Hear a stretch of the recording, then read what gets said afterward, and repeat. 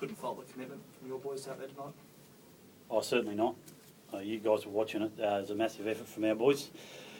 Inexperienced team, a little bit under strength, and obviously some changes in personnel this week through to injury and suspension. But again, they just kept turning up. They just keep working for each other. They were a tight group today, and they've been a real good group all week. So yeah, magnificent effort from them. What do you make of the guys in the middle going up against Matt, Scott, Tarmo, those types? Yeah, massive challenge. They're obviously played Test footy and State of Origin footy, and they're big bodies. So for us to match that and sometimes work them over and get them tired, I thought our middle, again, who are rookies, were fantastic. Is this a positive sign for the club's future with young boys are delivering them? Yeah, certainly. When Tamalolo scored inside 90 seconds, was there something that sort of just changed? Did that spark you into life a bit, do you think? Or? Yeah, I wasn't behind the try line. You have to captain that. But again, like, that was a fifth tackle penalty for, if every set was 12 tackles, it's not too hard to score. So it's a fifth tackle penalty, and again, whether it's right or wrong, that's the reality is when you got class players and you get them back-to-back sets, they're able to do that. And sure, we knew that was coming. We knew that that play was a possibility. We just didn't defend it too well again. Unfortunately, they got us at Shark Park with the same sort of thing. But as I said, a fifth tackle penalty, start the game, maybe nerves, maybe just a loss of lack of focus or something. But yeah, credit to them. What was going through your mind at that stage? Was it like, here we go again, or were you quite confident they could stick in it? After the first try? Yeah.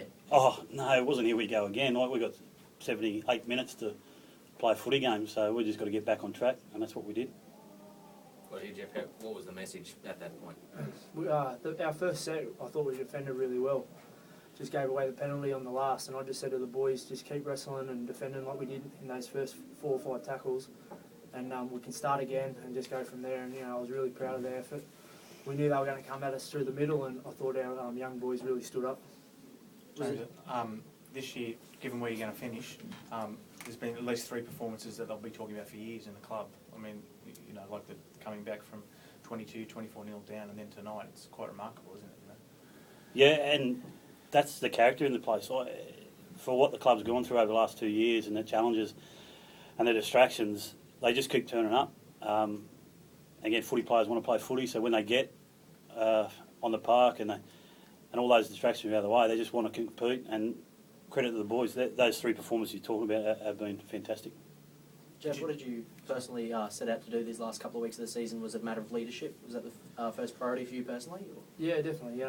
Myself, Mick Gordon, Chris Heinington, probably the senior players left over at the club, and we just set out and said that we wanted to play some consistent footy and really help these young guys that are coming through, because that's their dream to come through and play NRL, and they've come through and with a lot of enthusiasm and play some great footy. Is the leadership role you've got at the moment sitting well with you? I don't think it's too different to what I've usually done in the past. My job as a halfback is to lead us around the park, and I haven't taken too much more responsibility than that. Just helping the young boys out here and there where I can, and just doing my role on the field, and that's all I can do. Any aspirations for an increased role next year, perhaps? No, mate. I've got Gal and Wade Graham there, who are great players and I think great captains. So I'm happy to sit back and just play my footy.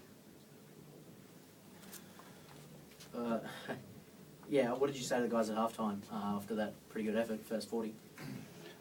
Obviously, you be positive and give credit where it's due. They were really good, and Valentine gets the ball knocked out over the try line, and we potentially could have led. So we just had to keep sticking to what we're doing, and you don't win games at half time, so they had to repeat the effort in the second 40 minutes, and I thought they did that. Valentine's calf, was that a problem? I heard that on the call on Fox Sports call.